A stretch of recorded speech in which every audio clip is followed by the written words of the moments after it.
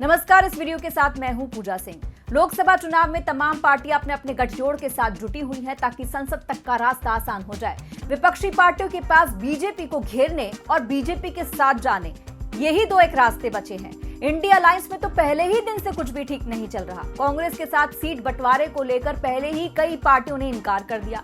फिर नीतीश कुमार और जयंत चौधरी के जाने के बाद एक लाइन लग गई। इससे इंडिया अलायंस की हताशा और बढ़ गई है। कांग्रेस की भारत जोड़ो यात्रा क्या और कितना असर करेगी, ये चुनावी नतीजे ही बता पाएंगे। वहीं दूसरी तरफ बीजेपी के पास बहुत कुछ है जिसको लेकर बीजेपी इन चुनावों में उतरी है। खुद प्रधानमंत्री नरेंद्र मोदी संसद में भविष्यवाणी कर चुके हैं कि 2024 के लोकसभा चुनाव में बीजेपी 370 सीटें जीतेगी और एनडीए को 400 के पार सीटें मिलेगी। पीएम मोदी के आत्मविश्वास की वजह है पिछले 10 साल की सरकार की वो उपलब्धियां जिन्होंने आम आदमी पर कोई ना कोई प्रभाव छोड़ा है। बेटी बचाओ बेटी पढ़ाओ, जनधन योजना, आधार और मोबाइल योजना, सांसद आदर्श ग्राम योजना, नमामि गंगे, स्वच्छ भारत, उज्ज्वला योजना, किसान सम्मान निधि योजना, हर घर जल योजना और ऐसी न जाने कितनी ही कल्याणकारी योजनाएं हैं जिन्हें सरकार ने शुरू किया और लोगों को फायदा भी पहुंचा। लेकिन कुछ बातों से जनता नाराज भी हुई जिनको दूर करने की कोशिश की गई, जैसे नोटबंदी, किसान कानून, सीएए, यूसीसी, इनका भी विरोध किया गया। लेकिन देश को तरक्की करने से कोई रोक नहीं सकता है। बढ़ते हैं आगे और बताते हैं कि बीजेपी के पास वो कौन सी उपलब्धियां हैं। बीजेपी की उपलब्धियों में सबसे पहले है सर्जिकल स्ट्राइक, जिसने भारत की सुरक्षा की दृष्टि से अंतर्राष्ट्रीय स्तर पर एक नया संदेश भी दिया। पीएम मोदी के सबसे बड़े फैसलों में एक है सर्जिकल स्ट्राइक। भारत सरकार ने 29 सितंबर 2016 को घोषणा की थी कि उसने पीओके में नियंत्रण रेखा को पार करके सर्जिकल स्ट्राइक कर आतंकवादी लॉन्च पैड को नष्ट कर दिया और यहां बड़ी संख्या में आतंकवादी मारे गए। भारत ने उरी हमले का बदला लेने के लिए सर्जिकल स्ट्राइक की थी। उरी हमले में 18 हमारे जवान बलिदान हो चुके थे। सर्जिकल स्ट्राइक को उरी हमले के 10 दिन के अंदर ही अंजाम दिया गया। फिर है जम्मू कश्मीर से अनुच्छेद 370 को खत्म करना। ये मोदी सरकार के बड़े फैसलों में से एक है। अनुच्छेद 370 को खत्म करने के साथ ही सरकार ने जम्मू कश्मीर का विशेष राज्य का दर्जा समाप्त कर उसे केंद्र शासित प्रदेश बना दिया।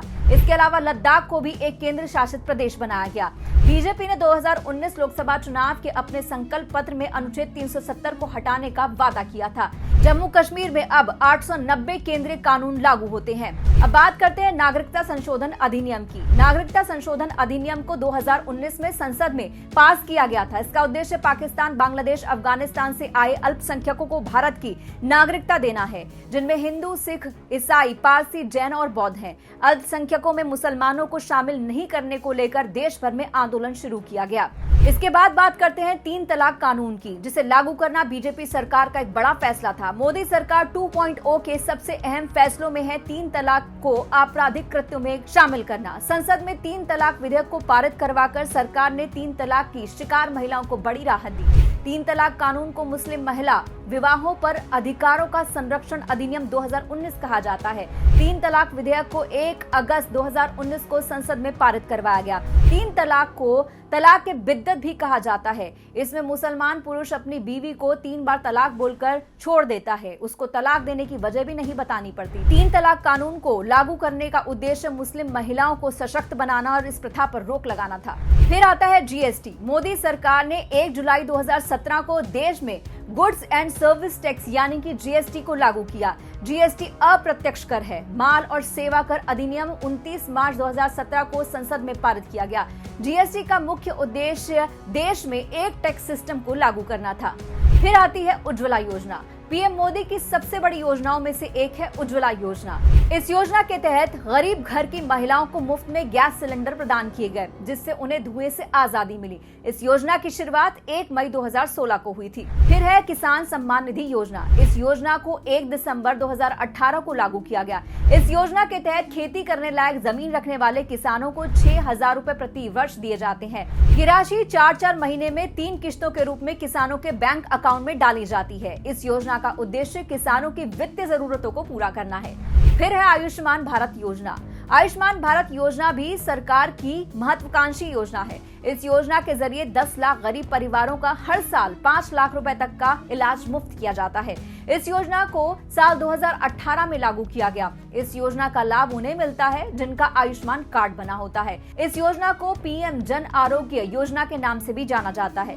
फिर है प्रधानमंत्री आवास योजना। केंद्र सरकार का लक्ष्य सभी को घर उपलब्ध कराना है। इसी के तहत प्रधानमंत्री आवास योजना को लॉन्च किया गया। इस योजना के तहत होम लोन में सब्सिडी दी जा रही है। इस सब्सिडी के तहत होम लोन लेने वालों को लगभग 2,60,000 रुपए तक का लाभ मिलता है। इस स्कीम से लोगों को अपना घर खरीदने में मदद मिलती है। फिर है जनधन योजना। प्रधानमंत्री नरेंद्र मोदी ने केंद्र की सत्ता पर काबिज होने के बाद एक बड़ा फैसला किया, जिसके तहत देश के हर परिवार को बैंकिंग सिस्टम से जोड़ने की कवायद शुरू की गई। इसके लिए 15 अगस्त 2014 को जनधन योजना की शुरुआत की गई।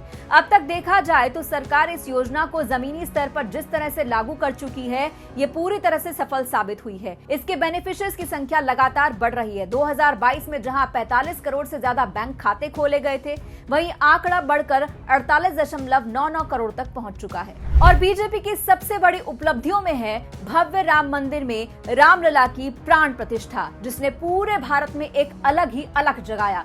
सनातनी परंपरा पर चलना बीजेपी के लिए एक बड़ी उपलब्धि है, जिसका फायदा निश्चित ही चुनावों में बीजेपी को मिलने जा रहा है।